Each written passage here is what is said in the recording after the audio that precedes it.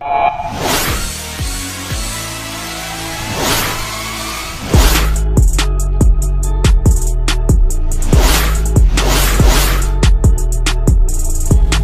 wa Mara ni kati ya mikoa ambayo inafanya vizuri sana kwenye sekta ya madini. Ni mkoa ambao unachangia kwa kiwango kikubwa mapato ya serikali yatokanayo na sekta ya madini. Hivyo sekta ya madini ina umuhimu mkubwa sana katika mkoa wetu wa Mara. Na Mheshimiwa Mkuu wa Mkoa amesema hapa, sekta hii inachangia 18% la pato la mkoa wa Mara. Maana yake ni kwamba shughuli za madini ndani ya mkoa wa Mara zina mchango mkubwa kwenye uchumi wa mkoa wetu wa Mara. Bajeti yote, miaka yote, bajeti ya Wizara ya Madini ilikuwa inaishia bilioni 89. Leo Mheshimiwa Rais ameidhinisha bilioni 224 kwa ajili ya sekta ya madini ili ikawafanyie kazi wa Tanzania. Sera ya madini ya mwaka 2009 pamoja na mpango wa maendeleo ya taifa wa miaka mitano ulielekeza sekta ya madini ichangie kwa 10% kwenye pato la taifa ifikapo mwaka 2025. Ndugu zangu wa Tanzania, kabla ya mwaka 2025, kwa takwimu za mwaka jana 2024, sekta ya madini hivi sasa inachangia kwenye pato la taifa kwa 10.1. Na hapo ninyi wachimbaji wadogo mnachimba kwa kubahatisha, hamna teknolojia, hamna mitaji, lakini bado mmechangia kwa kiwango kikubwa sana. Hongereni sana wachimbaji wadogo wa nchi yetu ya Tanzania.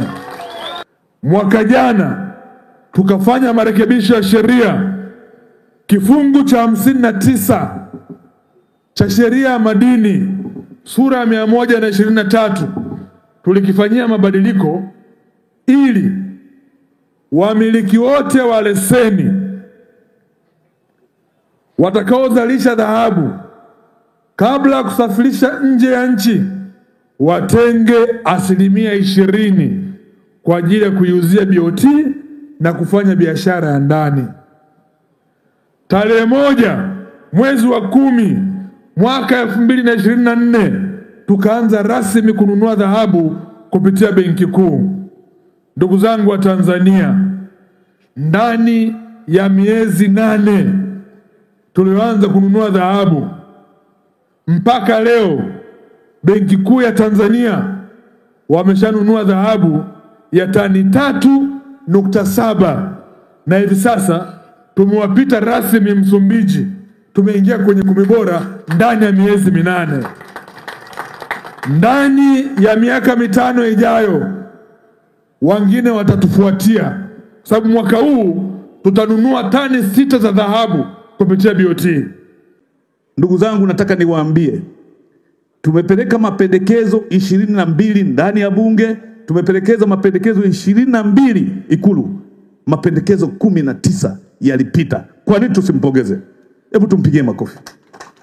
Lakini kibaya zaidi au kizuri zaidi, kumekuwa na mambo mengi ambayo tunayaona kwa macho, na tunasema tunataka kuona serikali ambayo inafanya vitu vinavyokamatika. Yani tunaona fedha, tunatoa kodi, lakini tunaona lakini kulikuwa na leseni ambazo zilikuwa ni kama 1500 tu. Maleseni yote mengine yalikuwa yanamilikiwa na wachimbaji wakubwa. Sasa hivi ni zaidi ya leseni 1040. Nataka niwaambieni wachimbaji wenzangu, madini ni sayansi, madini ni teknolojia, lakini madini ni sheria. Na kwa wote mlioko hapa, msifikirie kujiita wachimbaji wadogo. Hilo ndo nataka niwaambie, kama mimi nimeanza kuvuta fero, nikawa mponchaji, nikamiliki leseni, sasa naelekea kwa mchimbaji wakati. Maana yake ni kwamba nilikubali ukweli. Anton Peter Mavunde amekuja na mkakati wa kusaidia vijana kuwapa leseni. Usibaki tu kwamba mimi sina leseni, nitaendelea kuwa mganyaro. Ni lazima ufate sheria. Sasa tunaleta wadau wote hao sehemu moja ili wachimbaji wadogo wadogo wa Mara waweze kupata fursa ya kuona ni teknolojia gani zinazotumika katika madini kwa sasa. Ni matamanio ya serikali ya mkoa chini ya maelekezo ya Daktari Samia Suluhu Hassan kuona kwamba tasnia hii ya madini, sekta hii ya madini inatengeneza mabilionea wa kutosha katika mkoa wa Mara. Tunataka mabilionea. Vijana hawa huwa nawaambia kwamba ninaona mabilionea hapa, wanafikiria ni utani. Lakini ninakupeni miaka 3, wengi wenu mtakuwa mabilionea. Makofi kwenu. Sasa kazi kwenu kwenye sekta zote, muhakikishe mnafanya vizuri. Pia tuwashukuru sana waandaaji wa hili kongamano kwa kutukaribisha sisi kama NMB kuwa wadhamini wakubwa katika kongamano hili la madini ambalo linafanyika kwa mara ya kwanza kabisa mkoani Mara. Nafikiri wote tunatambua kwamba sekta ya madini ni moja ya sekta ambayo inakuwa sana nchini Tanzania. Na sisi kama benki ya NMB tunalitambua hilo na tumewekeza nguvu sana kuhakikisha kwamba kama benki ya NMB tunakuisaidia kwa kiasi kikubwa sana sekta hii ya madini, kwa sababu ni sekta ambayo inaongeza sana uchumi kwa uchumi wetu wa sisi kama Tanzania. Sisi kama NMB tulitambua hilo miaka kadhaa iliyopita. Kwa hiyo tulianzisha mining club. Katika mining club hiyo tulianzisha makusudi kuhakikisha kwamba tunatoa elimu kwa wachimbaji na kwenye mnyororo mzima unaojihusisha na upande wa madini. Kwa ni kongamano lililotuleta pamoja wachimbaji wadogo wadogo na wachimbaji wakubwa. Kwa hivyo limeweza kuwa sehemu ya faida kwetu sisi wachimbaji, ili tuweze kufahamiana na pia tuweze kuwa kitu kimoja ili tusukume gurudumu la kiuchimbaji.